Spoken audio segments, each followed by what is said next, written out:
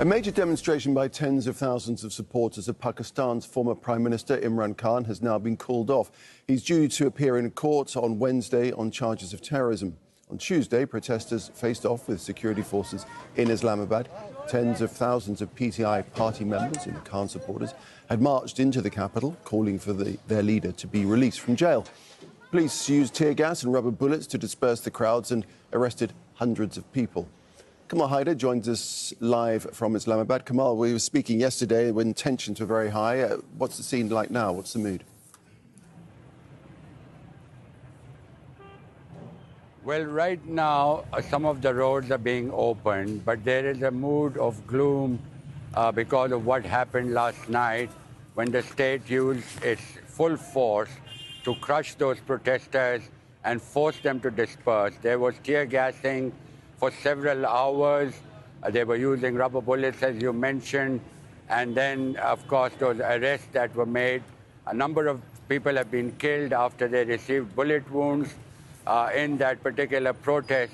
And, of course, although the authorities must be saying that this was a great operation and success, there are no winners from this because the supporters who came out from across the country still consider Imran Khan as one of their leaders.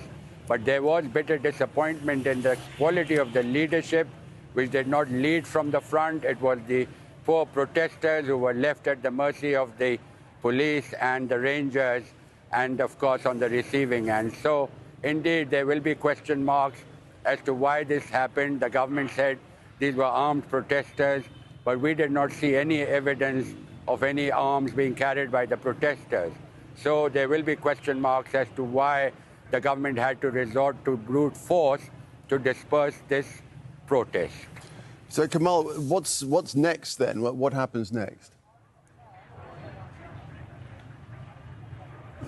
Well, such incidents are likely to create more hatred and, of course, lead to more alienation because most of the people who came out were from the countryside. These were poor folks who, of course, consider their leader to be in jail, and it was his call that they were heeding. But there are other underlying problems. The people are disappointed with the government that they say has failed to deliver on its promises. People have hardships in life. They cannot cope with the prices and escalation in commodities. So there is a lot of resentment, and such action leads to further resentment. Most people, of course, will say that it's not over, that this could have serious ramifications for Pakistan's political stability, because every time force is used, it backfires. And so we will find out as to whether the party has learned anything from this, whether the government has learned anything from this. But the bottom line is there are no winners. Indeed. Kamal, thanks for that update. Kamal Haider reporting there from Islamabad.